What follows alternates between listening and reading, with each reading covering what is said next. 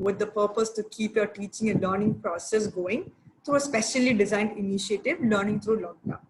So this initiative contains a plethora of virtual sessions and resources across a wide range of topics categorized broadly under 3 buckets. The first one is work from home, second one is getting ready for school, and the third one is health and wellness. So please keep looking for communication about each of these webinars in your inboxes in these coming days.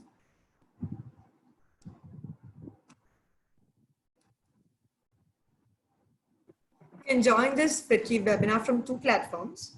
One is a Zoom session and the other is in the Facebook Live.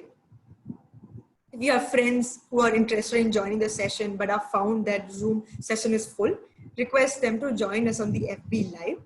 The link to the same will be pasted shortly on the chat window. You can see it on the screen, link to the Zoom call and FB Live. If anybody says that they're not able to join the Zoom call, please let them know that they can join the Facebook Live. Because the problem with Zoom is that we have a limited participation of 300 numbers. So others can definitely join us through Facebook Live.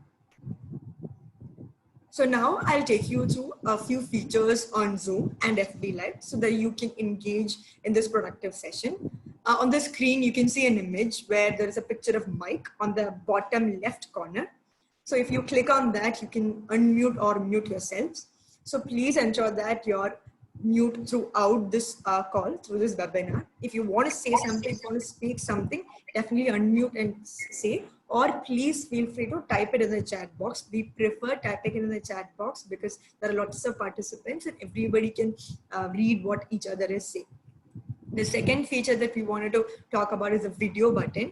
So you can see again on the bottom left corner, there's a video button. If you click on that, you can just stop your video.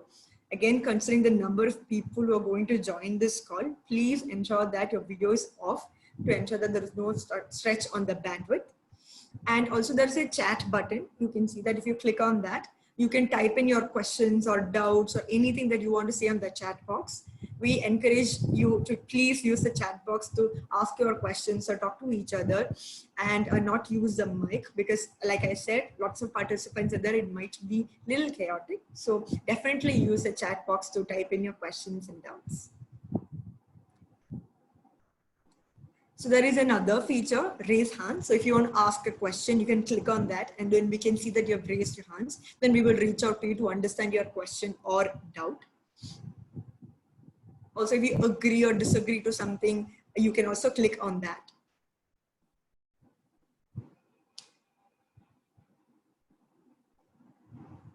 So you can see right now a feature of Facebook Live on the screen. So you can comment on Facebook Live. You can see your chat box there. You can comment your questions on anything that you want to talk about there. Prerna from our team will be curating those comments and questions and then will be communicating to me. I'll be taking that forward with the speaker for today. FIRKI also recently launched its Teachers of India campaign. So Teachers of India is an initiative to recognize the contributions of teaching community towards building a nation of capable learners and readers. So if you're a teacher, we would really like to celebrate you. Please send in your story on the link visible on your screen. It'll also be shortly shared on the chat box. We would like to understand your story, listen to your story, and then post it on our pages. So right now I request Bala from our team to play a video, which is about FIRKI. You can hear teachers talking about their experience working with FIRKI.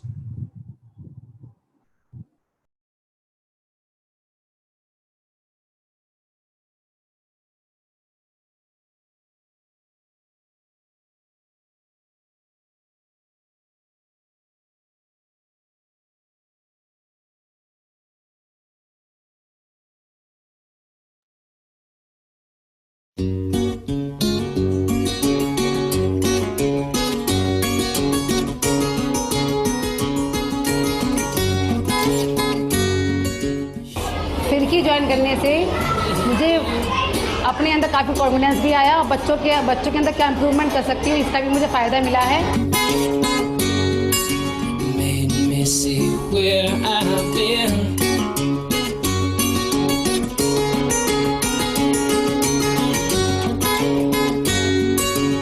हमेशा कुछ नया सीखने की कोशिश में रहती हूँ ताकि बच्चों को भी कुछ कराते वक्त जहाँ कहीं भी परेशानी आए उसके लिए कोई सलूशन हो। तो फिरकी मेरे ख्याल से हमें एक वो सोल्यूशन देने के लिए है। और फिरकी अपने नाम से ही जाहिर है कि फिरकी मतलब वो चीज़ जो चारों तरफ घूमती हो, यानी कि एक चौतरफा जिसका असर हो, और शायद वो चतुर्मुखी विकास में बच्चों के लिए मदद करे। तो मुझे अच्छा लगा इस कार्यक्रम में आके।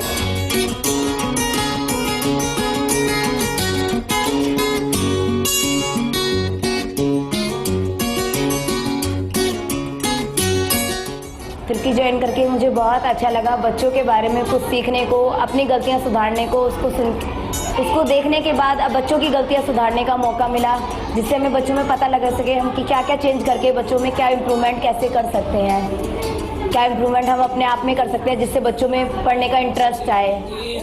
कुछ नई चीज़ें सुनने के लिए नए ढंग से मिली हैं, और मैं चाहूँगी कि इन नई चीज़ों को नए तरीके से कुछ अपनी सोच के साथ मैं बच्चों पर इन्हें इस्तेमाल कर सकूं, ताकि वो बच्चों के लिए भी उपयोगी हो और मेरे भी अनुभव में वृद्धि करें, आगे बढ़ने में मदद करें। क्योंकि हमारा जो काम है वो ऐसा है जिसमें हम हमेशा सीखते रहते हैं और सिखाते रहते हैं। तो शायद फिरकी इसके लिए एक बहुत ही अच्छा माध्यम है। मैं बहुत शुक्रगुजार हूँ। थैंक यू फिरकी।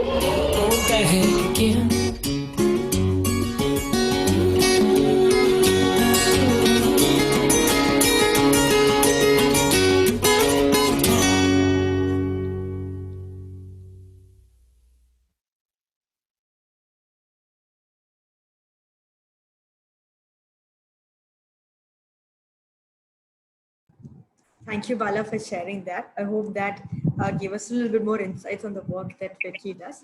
We'll start the webinar exactly at 5:25. Meanwhile, please feel free to introduce yourselves in the chat box to understand each other, where we come from, what we do, and also any top of mind feelings that you have concerning the lockdown and the pandemic that we are in.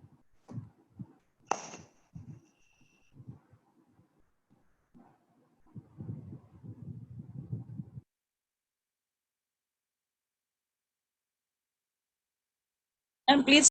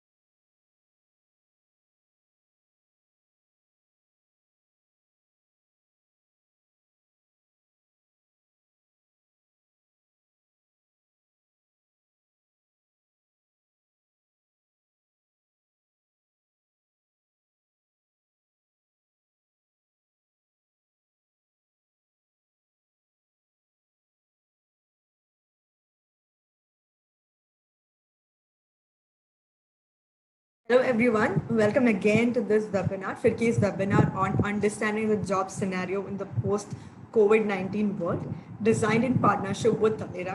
My name is Elizabeth. I'm a course designer of the FIRCI team, and I'll help you navigate through the webinar today.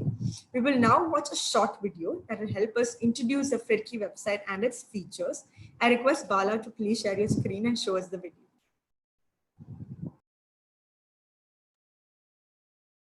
The FIRCI website offers a diverse set of content for teachers to support them in their professional development as well as in their classrooms, and is free of charge and easy to use. In order to access the portal, type firki.co and you will be directed to the FIRCI website. To register on FIRCI, fill in a brief registration form. You can also sign in through your Google account. You will have to use your email ID in order to create an account on our website. This account is again free to create and use. Once you create your account and log in with your credentials, you will be directed to the dashboard. The dashboard would have notifications related to your profile, course progress, time spent, and your FIRCI discussion groups. To access different pedagogical courses, you can click on the courses link on the top left of the screen. The courses page allows you to choose courses based on difficulty level and category. The courses are also available in different regional languages. Feel free to browse the different courses we have in our catalog using the search bar above. Each FIRCI course is designed using the FITS model that stands for Feel, Imagine, Do, and Share. The Feel section of the course helps you identify your current practices. The Imagine section defines the practices that one should follow to improve teaching and learning outcomes. A detailed description of strategies are highlighted under the Do section that one can implement in the classroom and with their students. At last, the Share section talks about ways in which one can share their learnings with each other. Each course has also a set of reflection questions as part of the assessment section.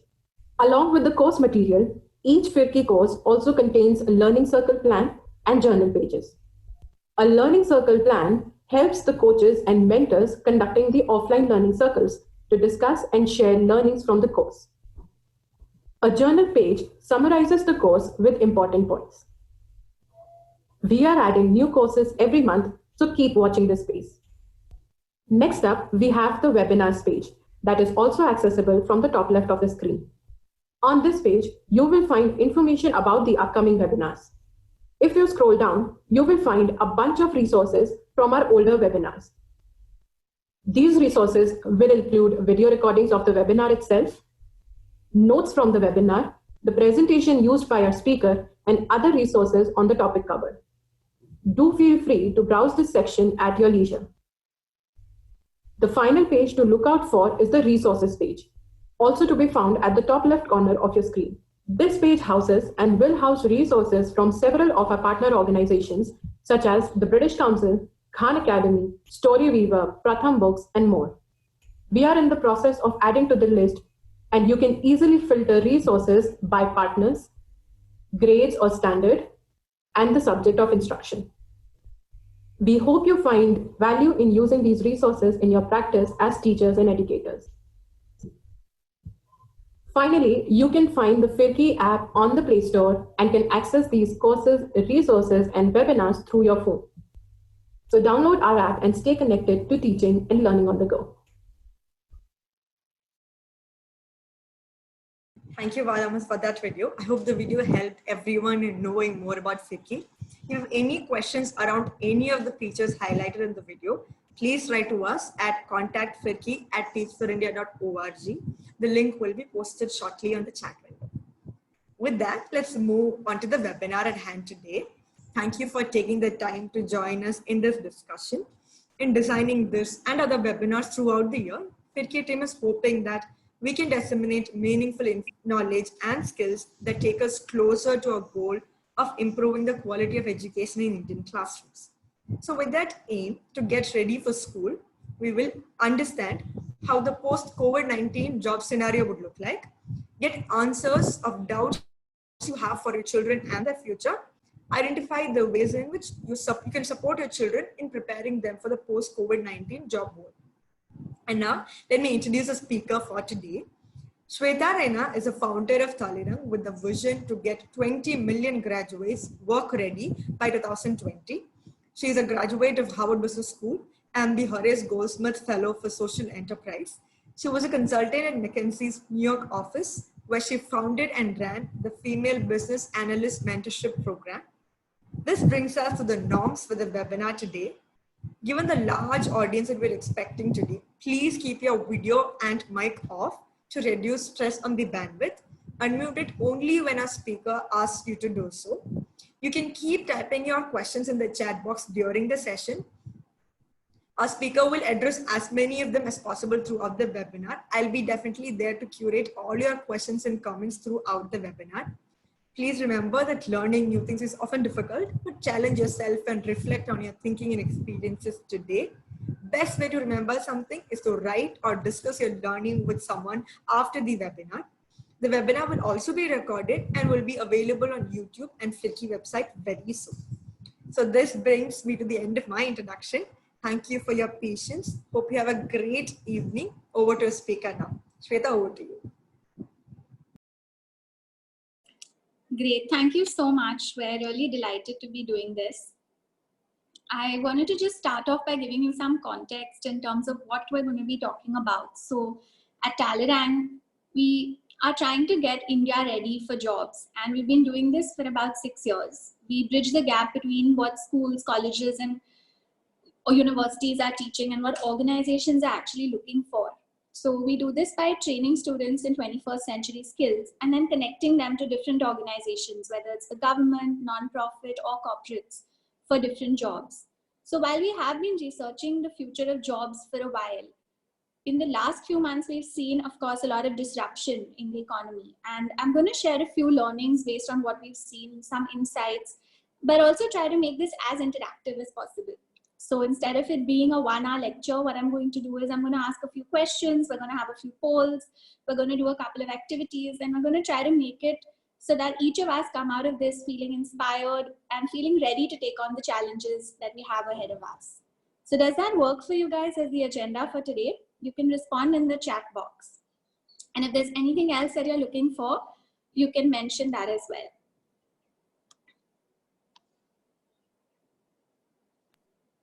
Great, that sounds like a thumbs up. So I'm going to request Ritu now to just share the PowerPoint presentation that we have for the session.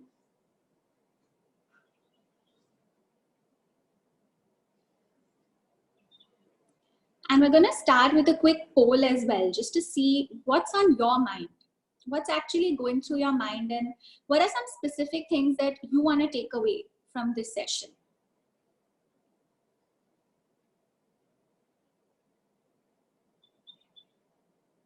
Don't stress too much when you're filling out the poll. Just put in your immediate reaction, whatever it is that you first think of. You can see a poll on your screen. You can just choose the answer and we'll be able to share all the responses at the end of this poll. We can see around 30 of them have responded. Yeah, we can see 67 responses out of the 200 participants.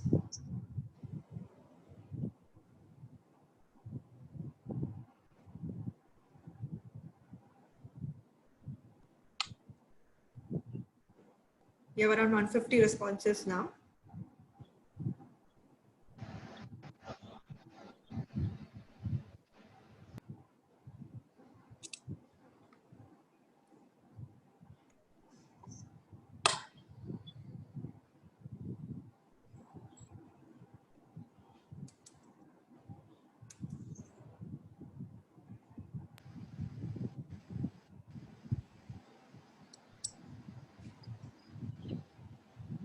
Okay, wonderful. So it seems like we have we gave you 3 different options. One is you want to learn how to upskill yourself through this session.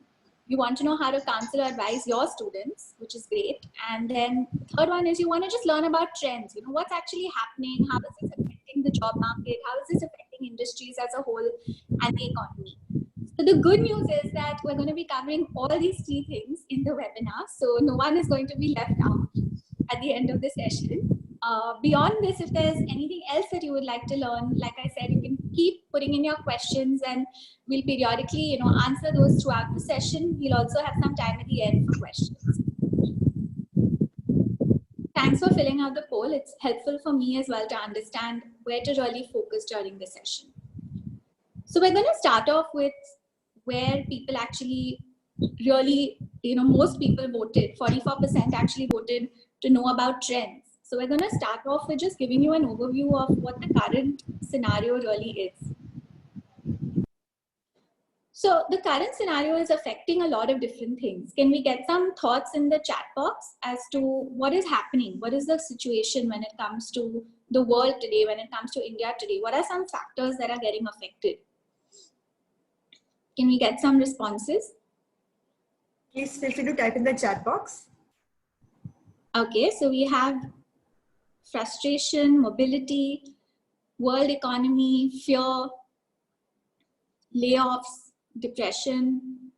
Wow, that sounds like a lot of negative things. Not enough funds, money problems, starvation, CSR is low, very valid point. Recruitment is frozen, yes. And the future is uncertain. I think that's very well said.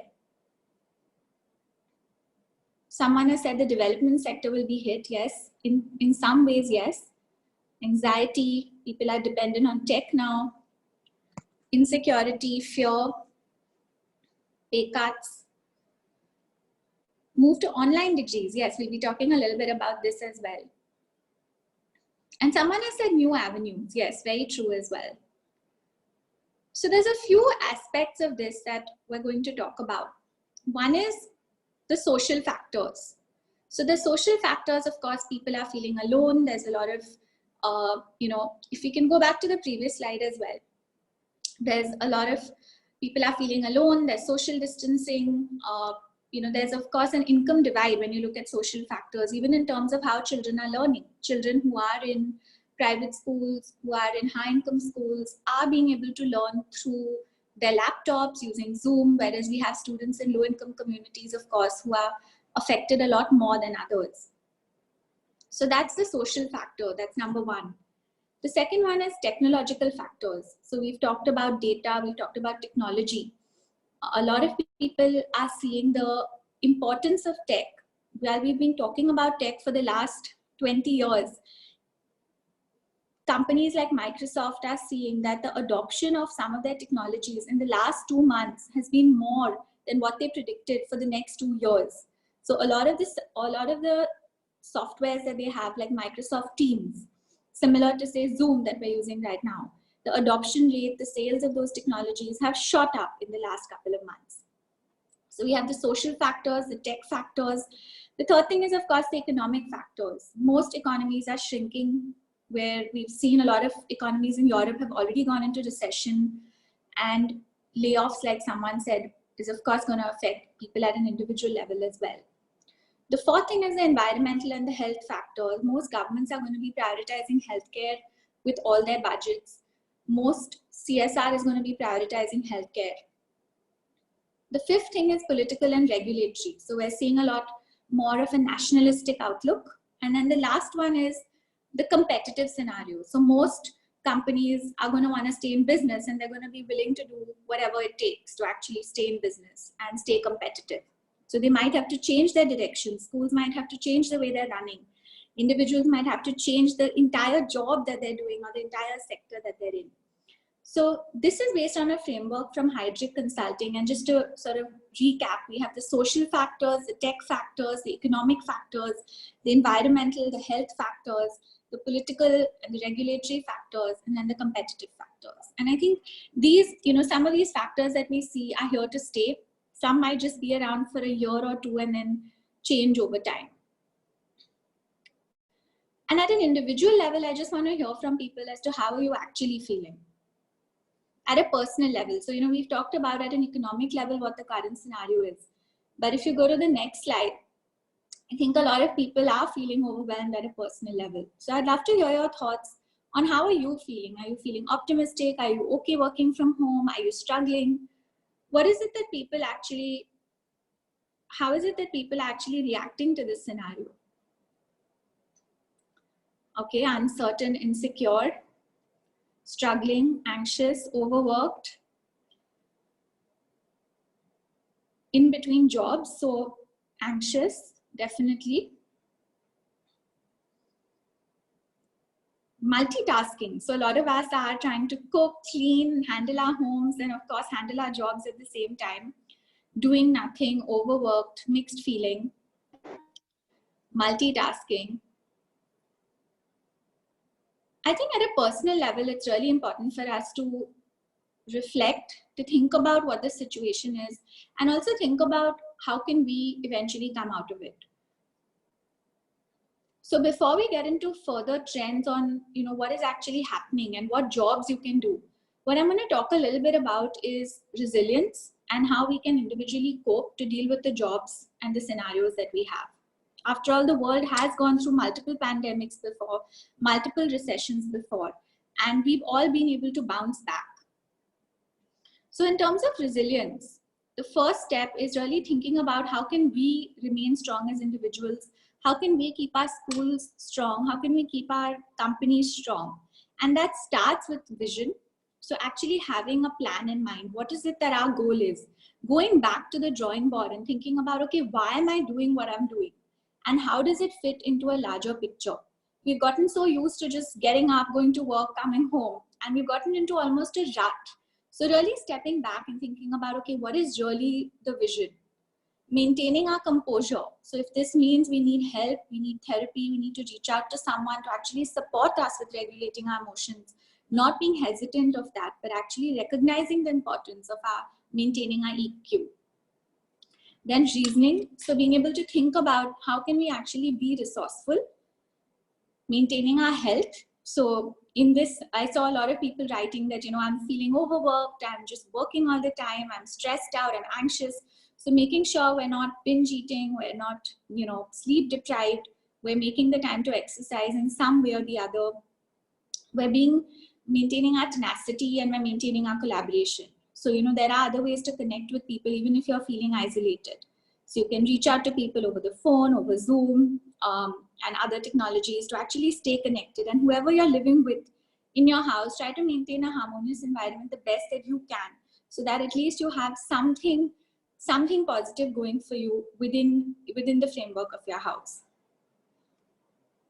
So that's a little bit about resilience, and research actually shows that millennials especially were anyway expected to switch jobs up to 11 times in their careers. So unlike our parents and our grandparents' generation, who maybe did one job or two jobs, millennials were anyway going to switch. They were anyway fickle. So for them, the fact that they might have to change their industry, shouldn't be hitting them as hard as in previous generations, when people would pick one job and they would just do that one job for the rest of their lives. Along with resilience comes a little bit of rediscovery and reflection. And I'm going to talk about a concept called Ikigai over here. If you go to the next slide. How many of you have heard of this concept? You can put your hands up if you have. Okay, wonderful. So you see a lot of people have already come across this. It's a beautiful concept, which is really about having a reason for being. And so one is, once you've regained your composure, you've regained your confidence, you've regained a little bit of inner strength, bring yourself to the point where you can actually think about, okay, what is it that I'm doing?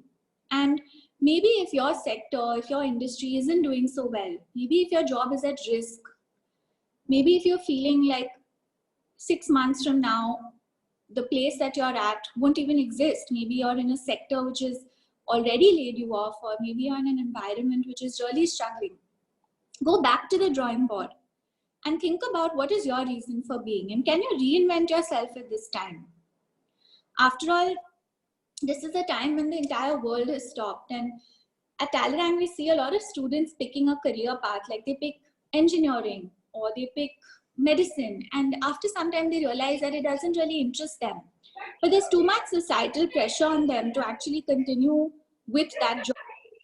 So think about this as an opportunity to actually go back to the drawing board and think about what is it that you can actually do.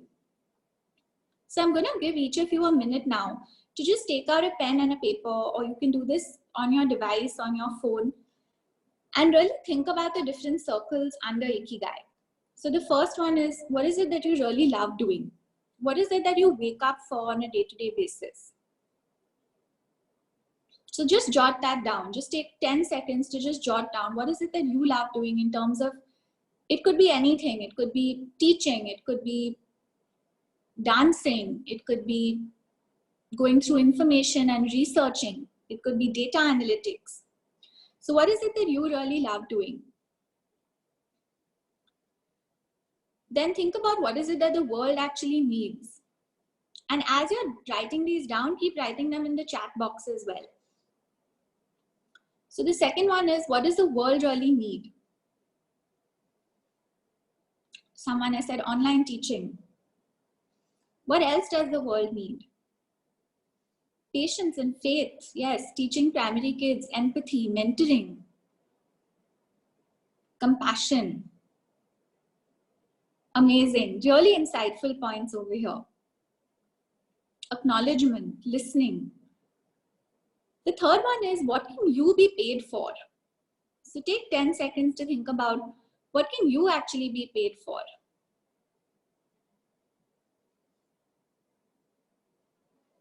Your skills, but what specific skills can you be paid for? What do you bring to the table? What's your competitive advantage? And maybe the career that you're in, maybe that's not right for you. Maybe it's something that you would like to switch, and that's completely fine.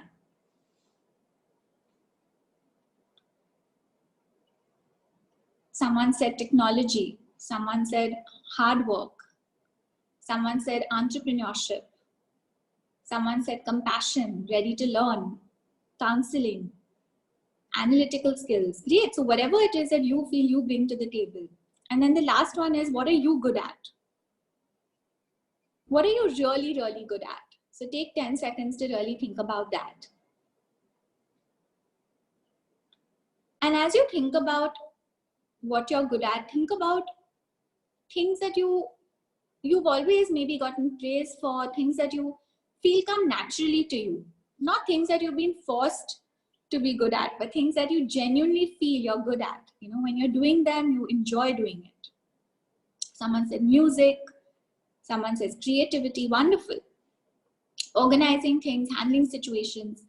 So take a step back now and look at the intersection between these different circles, between what you love, what the world needs, what you can be paid for, and what you're good at. And that is essentially, as we're talking about reflection, your reason for being. This gives you an opportunity to really think about, to reflect on whether the sector you're in, whether what you're doing is really something that you want to do. And if not, then you actually have the next 6 months to a year as the world restarts, as the world realigns, to reskill yourself and start again, to start fresh, and to actually move into a new space. And think about how exciting that could also be. So I just want to give you guys a little bit of hope as well with this slide on rediscovery and reflection, that it's not all over if you're in a sector which is not doing so well, because it's always an opportunity to go back to the drawing board. And at Talonang, we don't dictate people to enter a certain sector or a certain industry, because if that industry or sector is not for you, even if that industry is growing, you're not going to be able to grow within that industry. So it's always better to go back to what is your competitive advantage, what do you bring to the table, even as a teacher or even in a school, where can you really add value? And then come back, reinvent yourself if required, and come back into the workforce energized and rejuvenated. Great. So moving on, let's get into if you go to the next slide, I think everyone is still sharing their thoughts, but in the interest of time, we're going to move on. Just a little bit more inspiration on, you're never really too old to set another goal or to dream a new dream. And so I just want to make sure that we're really spending the first few minutes of this session thinking about not losing hope and not giving up. And however low we're feeling right now, however sad or depressed we're feeling right now, realizing that we can bounce back and we can, make it through, especially in terms of our careers. So now going back to the trends that we're seeing, not just at a personal level, but at an economy-wide level, How do people feel the education sector is doing? What are some trends that we're observing in the education sector?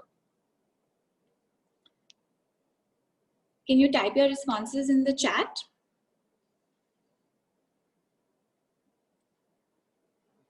It's evolving, it's adapting. Virtual learning. We have Aishwarya saying that disparity is highlighted more than ever. Remote learning needs to motivate learners. Interesting. So it's not just about the teachers, but the learners also need to be motivated. It's a very tough time for underprivileged kids.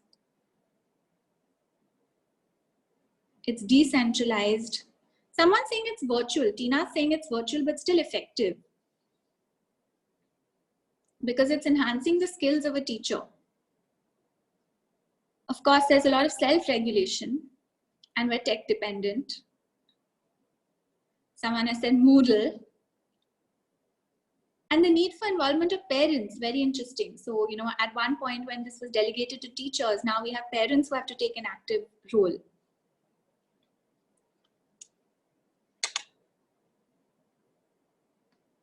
So what we've been seeing in education is that, of course, everything has moved online, and you know, it's really important, if we go to the next slide, to adapt to whichever technology it is that you feel you would be able to use to teach. And it again depends on the sector that you're in. So we work with a lot of adults, and we've been doing all our activities on Zoom.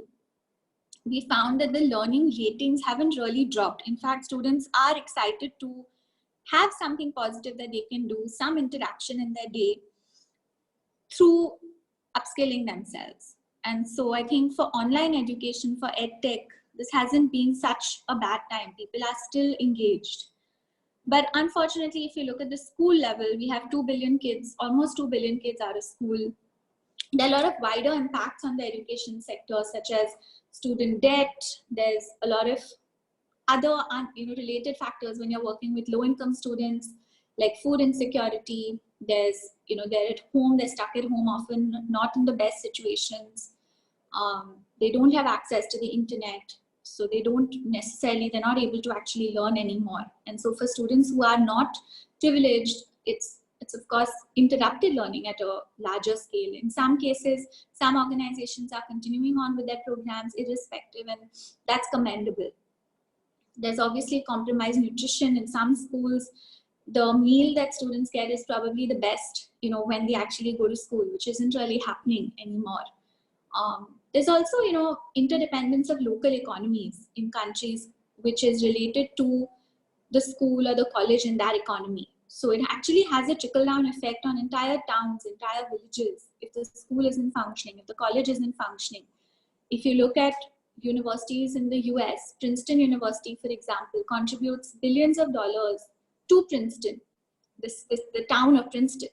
And so if that university isn't functioning, then beyond just their students, their teachers, the entire town is essentially out of work.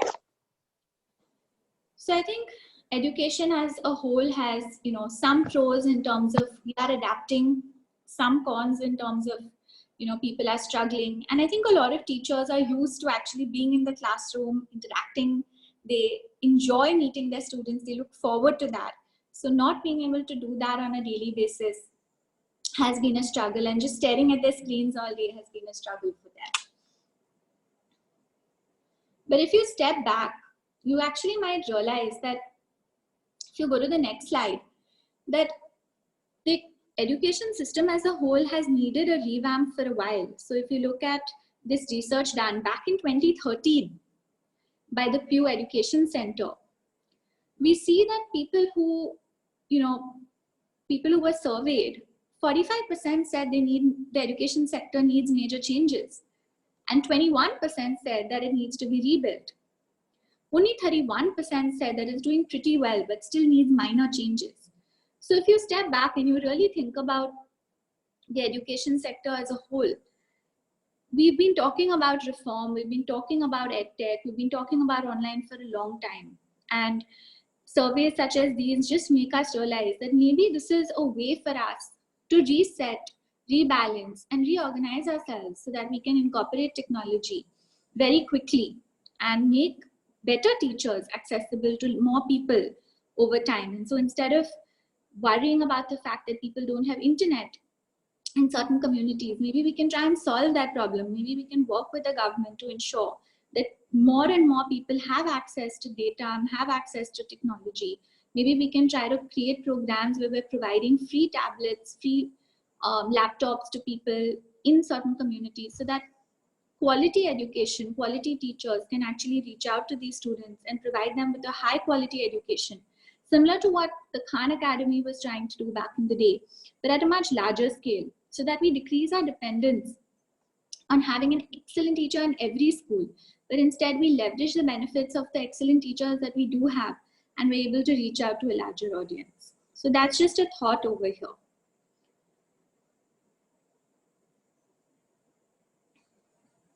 So now let's think about beyond education, what is actually growing? Any guesses? What are some of the sectors that are growing as industries? Not all of us are from the education space. So for those who are not, for those who want to counsel our students, what sectors should we encourage them to join? Okay, someone has said healthcare, hygiene, medical, pharma, research, mental health, organic food,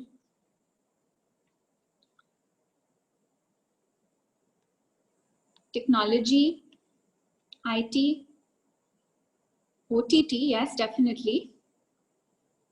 I think a lot of people are on Netflix in their free time now. Agriculture and health. Law, okay. Yeah, so we've seen the pharmaceutical sector, of course, growing. We've seen the healthcare sector growing. We've seen the FMCG sector growing, and FMCG as in fast-moving consumer goods. And in terms of roles that you can advise your students, or you yourself could consider if you haven't yet graduated, rethinking maybe the option of doing medicine. It had gone, it's not been as fashionable to become a doctor as it used to be in our parents' generation, but maybe doctors, nurses, health workers. This is clearly a space where India's extremely under-resourced. Also manufacturing for healthcare, sales for healthcare, tech in general, whether it's software developers, whether it's big data, these sectors seem to be growing significantly.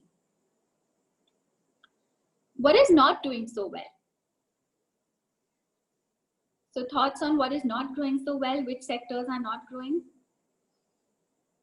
Okay, retail, hospitality, oil and gas, hotels, law, yes, auto, tourism, restaurants. So here we have some images of a mall. Retail is definitely not doing well. Hospitality, aviation, entertainment, transport, travel. These sectors are definitely affected pretty badly.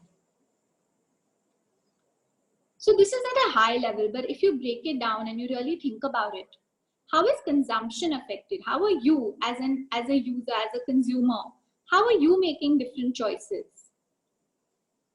What is it that you're spending your money on, and what is it that you're not spending your money on? Because ultimately your consumption affects the GDP of the country. Okay, so someone said want versus need. Essentials are in demand. Only spending on essentials, daily needs.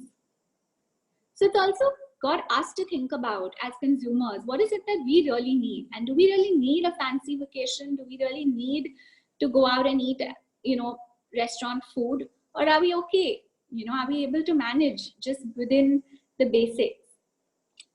So in terms of economic terms, discretionary spend, which is luxury items, those things have gone down significantly versus food and utilities. Someone has said simple living and high thinking. And I think that's a great way. Someone said we've become better cooks now. So I think as consumers, the choices that we make in terms of where we spend money will of course eventually affect the economy as a whole. This slide by McKinsey walks you through industry by industry what the growth rates are. We don't need to spend a lot of time on this, but if you just look at it quickly, we can see a lot of what you said holds true.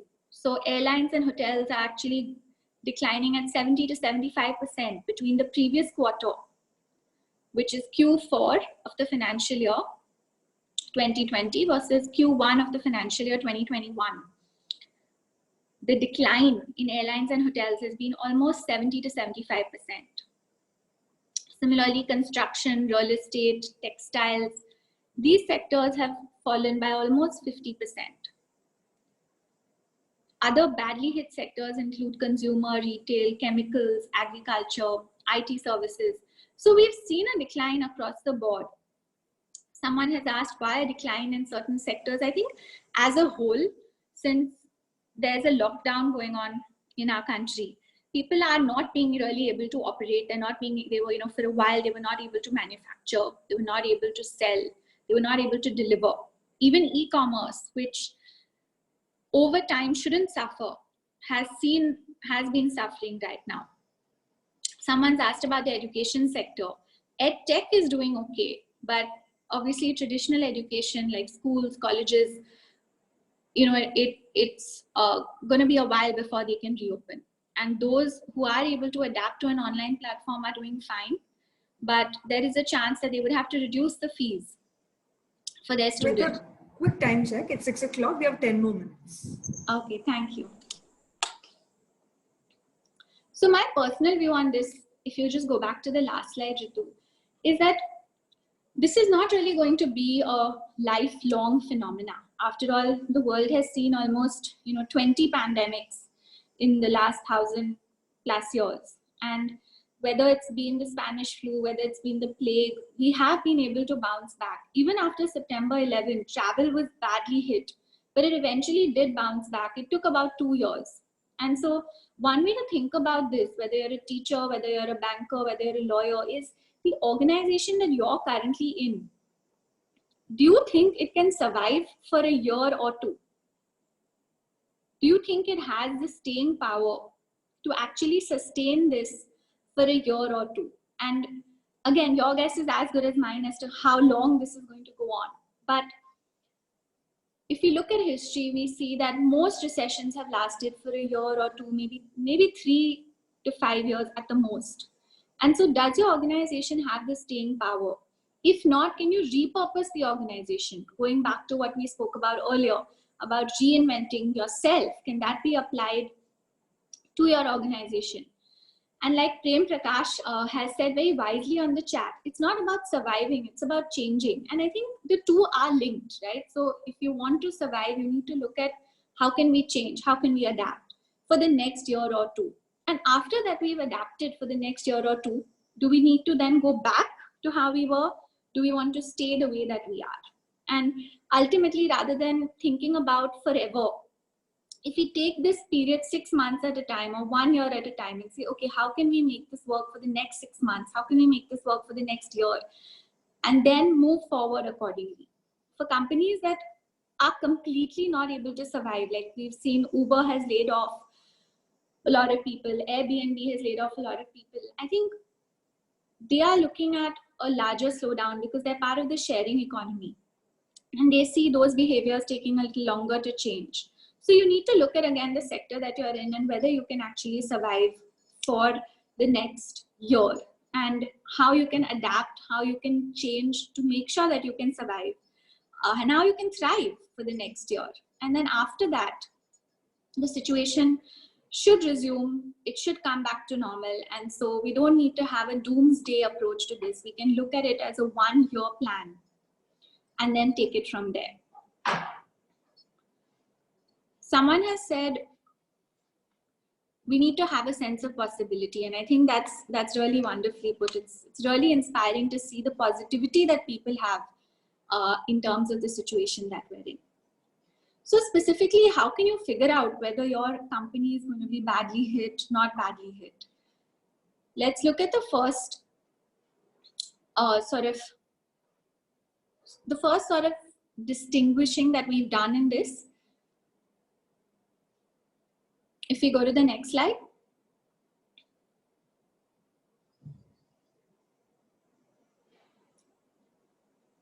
One is looking at, are you in a large organization where you're a critical component of that company, or are you in a small organization? And that's one lens through which you can look at this.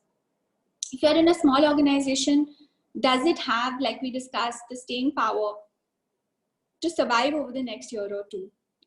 And chances are that if you are in a small organization, you have good relationships with your team, you would probably be able to retain your job.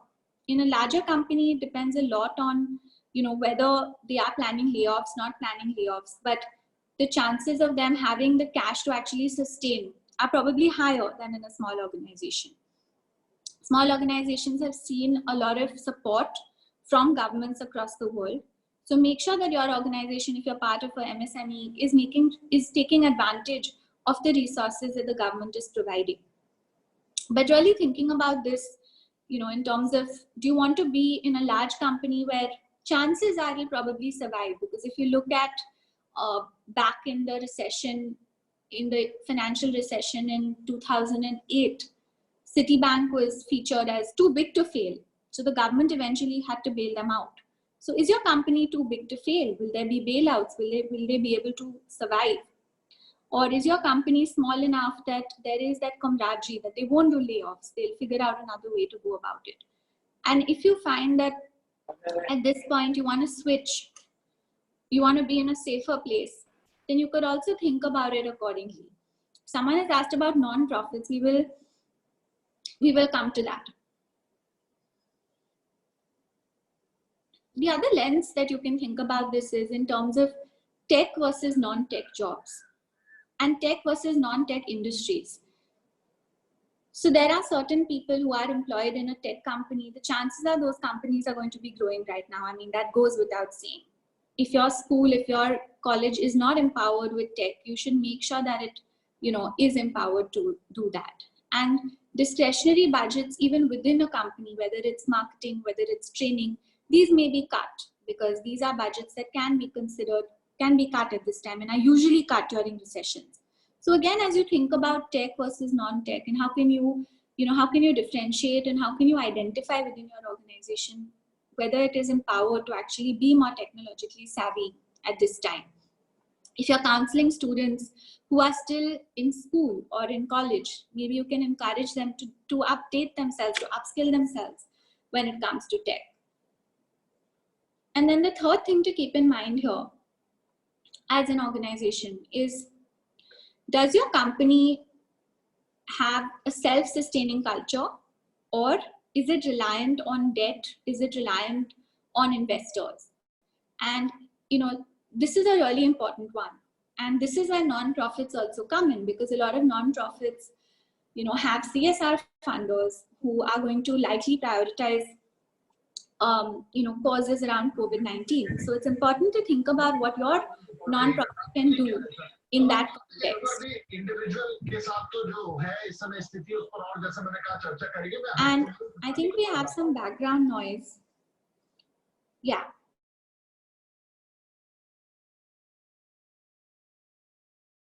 As a non-profit, you might want to also rethink delivery. If you go back to the previous slide, on how will jobs look on self-sustaining versus reliance on funding and debt. You might want to also think about, as a non-profit, how you're going to rethink your delivery, because ultimately if you can still achieve the outcomes that you've set out to achieve using technology in some form, then for the next year, then you can eventually, when things resume to normal, you can actually come back to the new normal and go back to where you are. So it's really about thinking about, for the next 1 year, how can you deliver your program while maintaining social distancing norms? And also, of course, how can you cut your costs? How can you actually cut your costs so that you can manage? And like we discussed earlier, how can you adapt and survive for the next 1 year? So are there any questions before we get to how you can upskill yourself? Are there any questions just on, we've gone through a lot of text on jobs and on the economy and what we should do and what's going to grow. So just want to make sure that people are clear.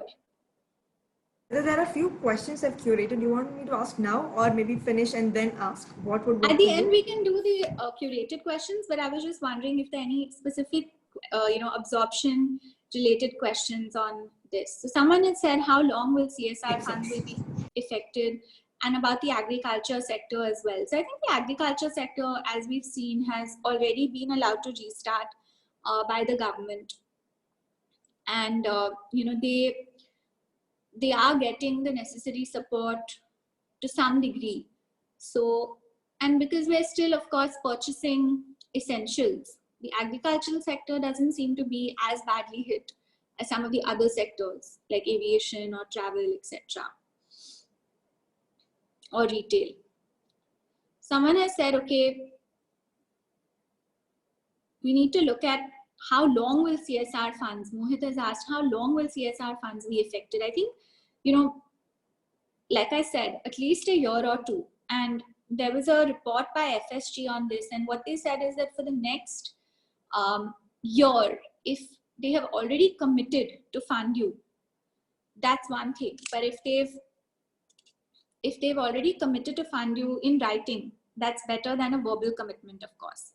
A verbal commitment, they might then change to, another sector, or people at the top of the organization might decide that their focus has shifted to COVID-19. Also, if you can do some programs related to COVID-19. So for example, at Talleyrand, we are placing students in companies, but we're also now looking at placing people into organizations that are supporting this crisis and are trying to solve this crisis. So we're trying to do our bit to actually try and solve this issue. And we're taking our job, which is getting people jobs, and getting them jobs in sectors where they can actually solve this crisis. So if you can try to create an impact, try to look at what your NGO is doing and try to see if you can repurpose to actually help the world and help the country to get through this. That would actually be one way to think about it. So just to recap, we've talked a little bit about what's on your mind, what's the current scenario. We've talked about resilience and actually repurposing ourselves and reinventing ourselves if required. We've talked about the education sector, and we've talked about the economy as a whole, what's growing, what's worst hit, how is consumption affected. And then we've talked about looking at our jobs and our students' jobs through three lenses: large companies versus small, tech versus non-tech, and self-sustaining versus reliant. And this sort of brings me to the end of the presentation, where I'm just going to leave you with a thought on how can you actually stay relevant. If you aren't working right now, how can you actually stay relevant? Because I think for those of us who are in jobs, it's one thing, but for those of us who are not, how can we make sure that we are still upskilling ourselves? So we have a quick poll over here on what are you currently doing to stay relevant? You can see a poll on your screen. Please answer that question. Yeah.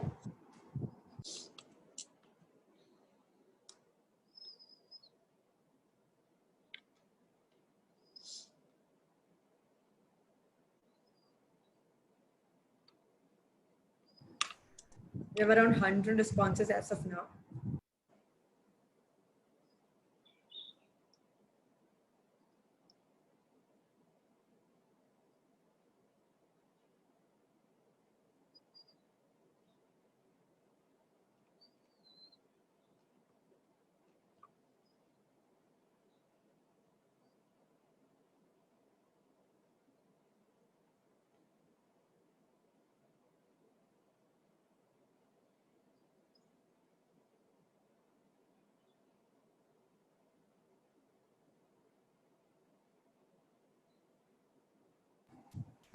We have around 140 responses now. We request everyone to please share your responses on the poll.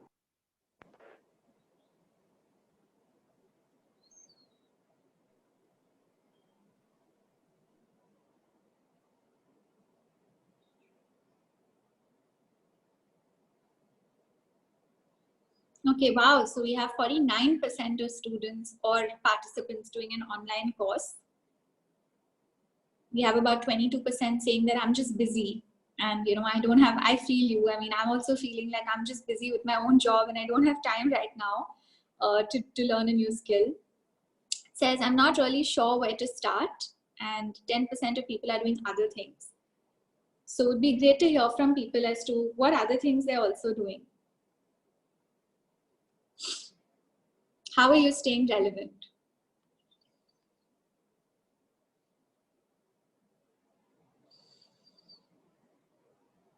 For those of you who wrote other, how are you staying relevant? Okay, I'm reading about 21st. I'm readying myself. I'm learning German. Interesting. Learning a completely new language. Sham Giri is eating someone else's. Yeah. Huh? Trying to figure out new online skill development classes. Learning Sanskrit. Interesting. How many of you are watching the Ramayana or watched the Ramayana? I think that was the highest TRP show in a while. Someone says by attending Sharp course. Okay, wow. So I think a lot of people, like we've seen, about 50% of people are learning new languages. Many people are attending webinars like this one. I think there are a couple of things that you can do to, stay relevant at this time. One is, if you're not working, if you're not employed right now, if your school is, say, on holiday after, a few weeks, make sure that you're still doing projects, because while it's important to attend webinars, it's important to, gain knowledge, it's also important to get practical exposure. So make sure if you're a student or you're advising your students that they all do summer internships this summer. And even if these internships are unpaid, it's really important that they make sure that they're getting exposure to different companies at this time. And they are, in the beginning of the session, I showed you a slide which says, okay, what am I doing for this year? And someone said, I'm washing my hands. And I think that's, while that's funny, that's not obviously a good enough answer if someone asks you, okay, what did you do with your time? So I think making sure that your students are doing internships, even students in school can avail of job opportunities, and they can do internships at organizations.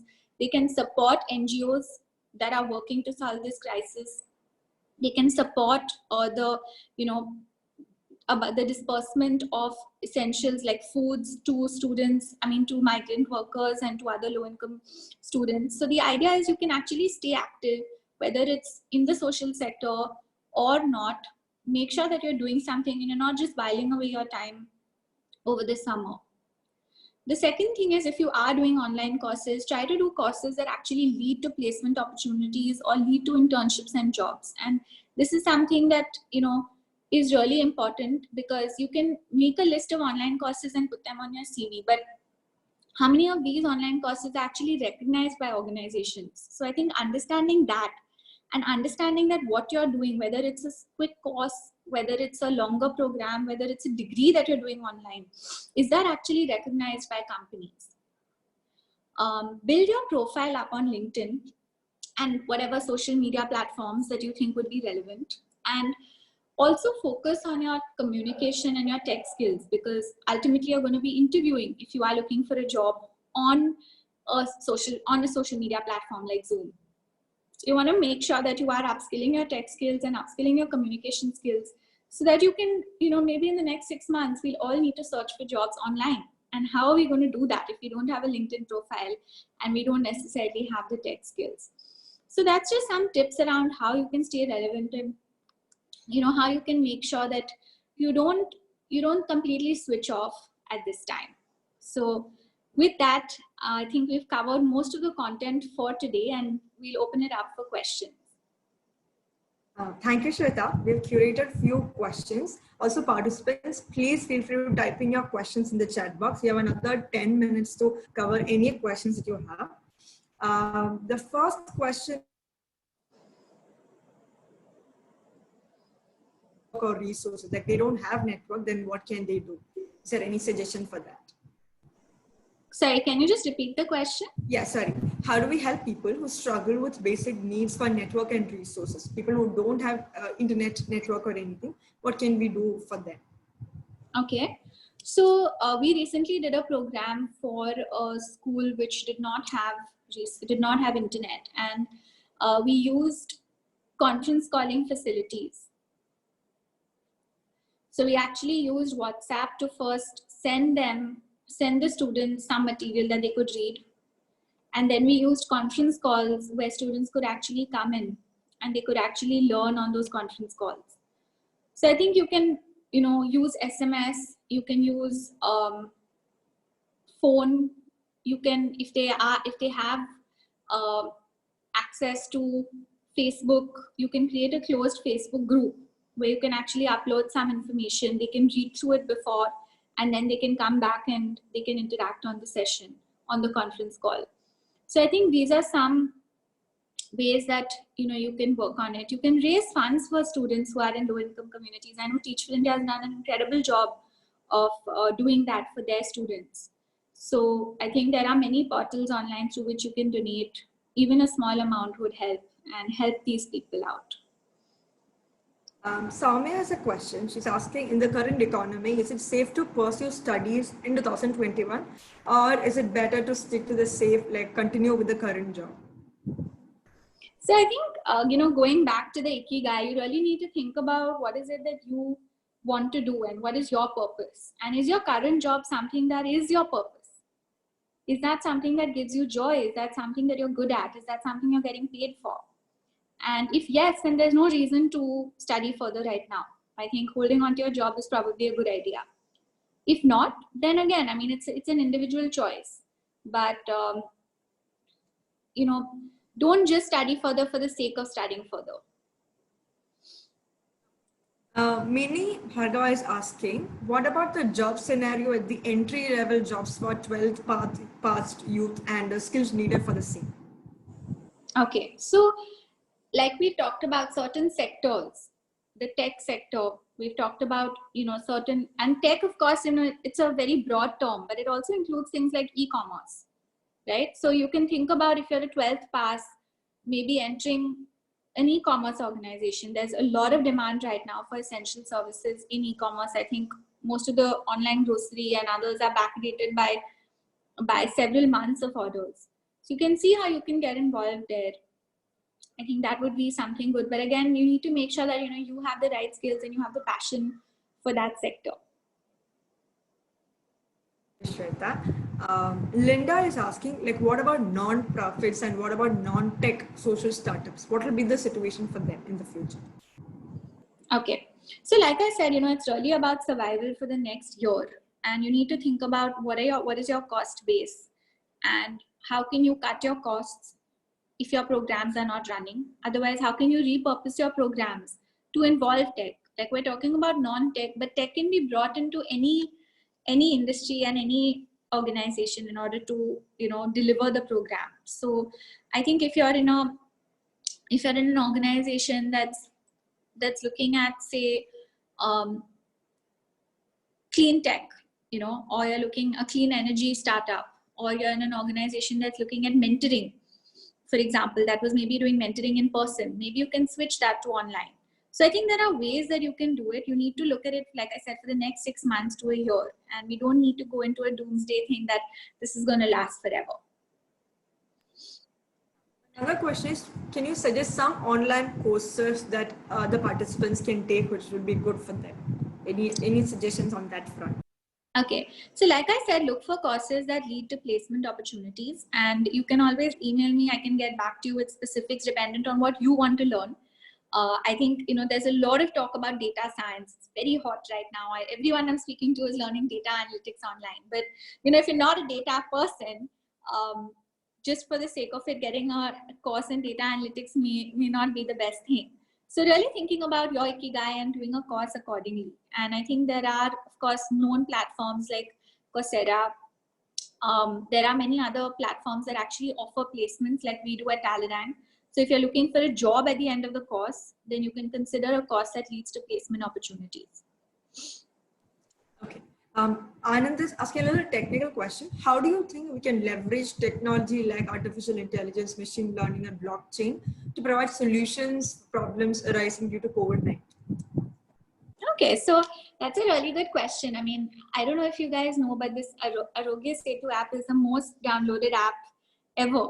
And I think the government is already working on a lot of initiatives, using technology to actually solve the problem. So one way to do this is you can reach out to Niti Aayog, you can reach out to the government, your local government, your BMC if you're in Maharashtra, and say that, I want to volunteer, I want to help out in some way, because I think the government right now has channeled a lot of resources and has raised a lot of money.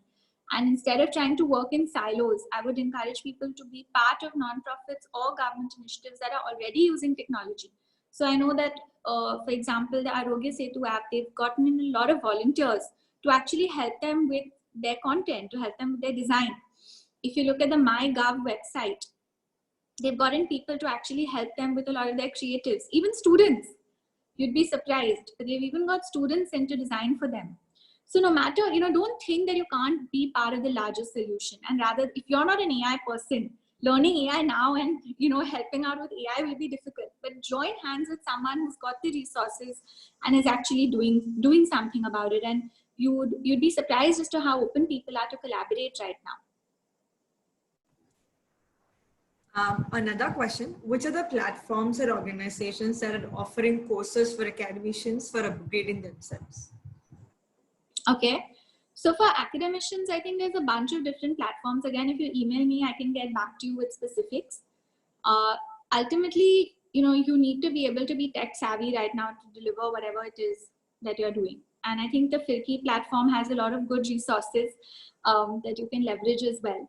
But you can email me whatever you're specifically teaching, and we can brainstorm how you can go about the next steps. Viraj is asking, will university degrees become obsolete in the future, in the long term? So, like I said, I'm not like, there are a lot of different scenarios, and I worked at McKinsey as well. I know McKinsey, BCG, Bain, they've been publishing a lot of these scenario 1, scenario 2, scenario 3. I don't think that it's going to be that the entire world is going to turn upside down and everything that we believe in is going to stop existing. I think that basic things like going to school, university, having a job, I don't think those things are going to change. I think if you are in university, please don't drop out of your university. Please don't drop out of your school. How we teach might change, but I think we are going to still value having an education. So I don't think that's going to change. We have a few questions from FB Live also. Reena is asking, can we do without conventional teaching methods? Will that be just done? So I think in the short term, I'll give you an example. At HBS, we use the 4-step teaching method, which is pre-work, small group, large group, and discussion. The same thing can be done online. So I think in the short term, it's going to be about adapting the conventional teaching methods to online. And as we use online more and more, we might completely be done with those methods and, use a completely new way. Like today, we're able to, reach out to hundreds of people through this webinar session, which would have been very difficult to do in person. So there are definitely benefits to not having a conventional. By conventional, I'm assuming you mean an in-person methodology, where you have a teacher and you have a classroom. So I think that there will be some people who will do away with that. And I'm not sure if that will happen in India. And I'm not sure if that will happen in the poorest communities. But I think, we'll have to wait and watch. We have 2 more minutes, so we'll take just one last question. Do Okay. you think that learning beyond the school gates will be effective actually? Do you think learning Beyond the school gates will be effective? Is it going to be effective at all? Yeah, I think if I understand the question, learning beyond school, will that be effective?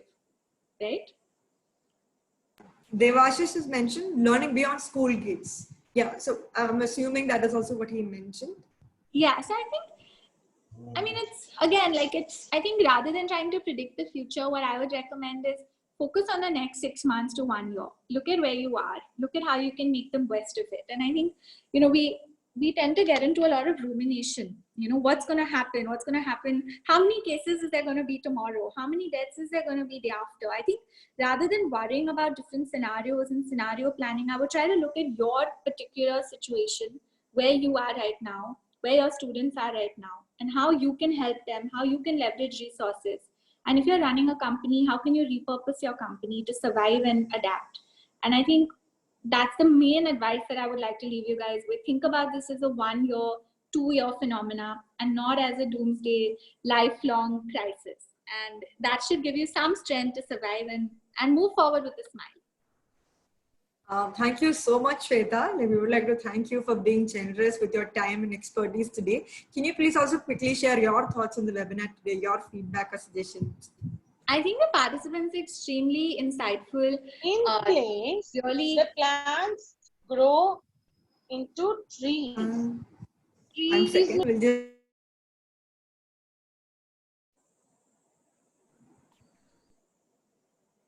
Shweta, you can continue. Yeah. Okay, sorry. I was saying that the participants have been extremely insightful, and I think FIRCI is just doing an incredible job of bringing in people and trying to create an impact at this time, add some positivity. I know this session added a lot of positivity to me, and I hope it did the same for all of you as well. And I think Ellie's been amazing. Thank you, Ritu, Ellie, Prerna, all of you for organizing this. It's been really, really a great experience. Thank you so much, Shweta.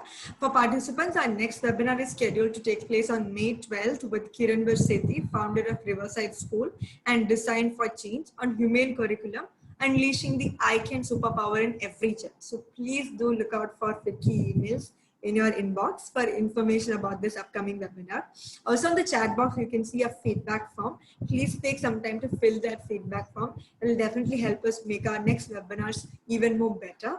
To reach out to a speaker, again on the chat box, you can see the email ID. Please reach out to Shweta for any questions that you have. Thanks a lot, everyone, Shweta, Ritu, and all the participants. Have a great evening. Thank you. Thank you.